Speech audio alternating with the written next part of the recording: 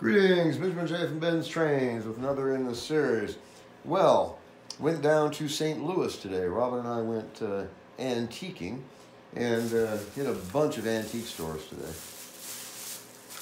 And in one of them, I came across this. A Marx 1666 in fairly good condition. It is complete. It's not a smoker. It is complete. Anyway, I got this thing for 20 bucks. And it has a problem. Intergranular degeneration on this wheel. And as you see, this wheel is literally hanging off this axle. I can pull it off with my finger. And what happens when intergranular degeneration starts, the metal physically expands, which means the hole in the center gets bigger and the axle no longer grips it. It's just hanging there. Also, the traction tire is missing. There's a big groove in this front wheel. Rubber traction tire snaps on there, so it's missing. But it is complete. If I figured if nothing else, I would use it for parts. No idea if it runs. I just got back. I let this warm up for a bit. It's cold today. Anyway, this also has the biggest light bulb in it I think I've ever seen. So, getting ready to put it on the rail and test it. Grab some oil. And as usual, I'm going to put a big drop of oil on the bearing on the brush plate and a big drop of oil on the bearing for the output gear or output shaft. So I have no idea if this runs. Here, let me pull the camera off the tripod and get a look at this. Figured 20 bucks with no shipping was definitely worth it, even if I only used it for parts. So as you see, it's actually in fairly decent condition. I don't think it's ever been molested or taken apart. But again, as you see, intergranular degeneration is starting in this wheel, and it is literally just falling off of the axle. It is so loose. I have no idea if this runs or not. So I've got to replace that wheel. There's no doubt about that. I have to replace that. But in the meantime, I want to see if this thing will at least run. So let's put it on the third rail. I've got an empty consist on this rail. Okay, so anyway, get this tripod out of the way, refocus the camera, and turn the power on. All right, let's see how this goes. Marx 1666, 20 bucks at an antique store just outside St. Louis. Let's see what happens. It runs in reverse. Wow. And it runs forward. Look at this.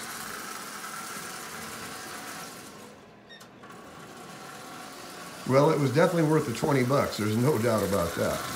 It is complete. It's not a smoker. Boy, that light is so dim. That's got the biggest light bulb in it I think I've ever seen in a Marx motor. And yet it is so dim you can barely see it. And it's got a big old light bulb in there. I don't know if you can see that or not. Big giant light bulb. Anyway, let's put this back on the rail and put it on a consist. I've got a Lionel consist right there. All right, let's see what happens here. All right, it has no traction tire, so I have no idea if it'll pull this or not. Oh, wow. All right.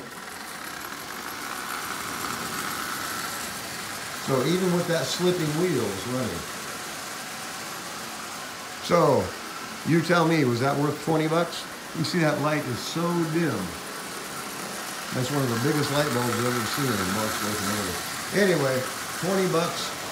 And I actually made the guy an offer on it. Once I started looking at it, it was obvious there was a problem with the wheels. I pointed it out to him. He was like, yeah, all right.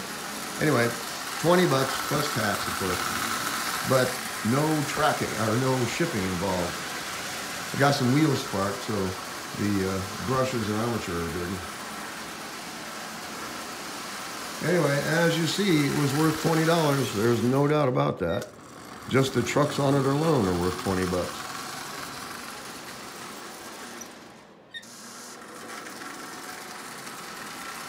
Well, E-unit's working.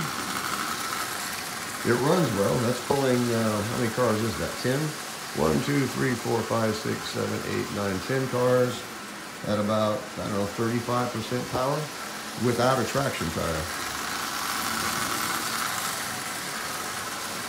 Anyway, I'm happy with it. So I'll pull that wheel off, replace it. I've got a double reduction shell actually sitting on my bench right now. I can pull the wheels off of.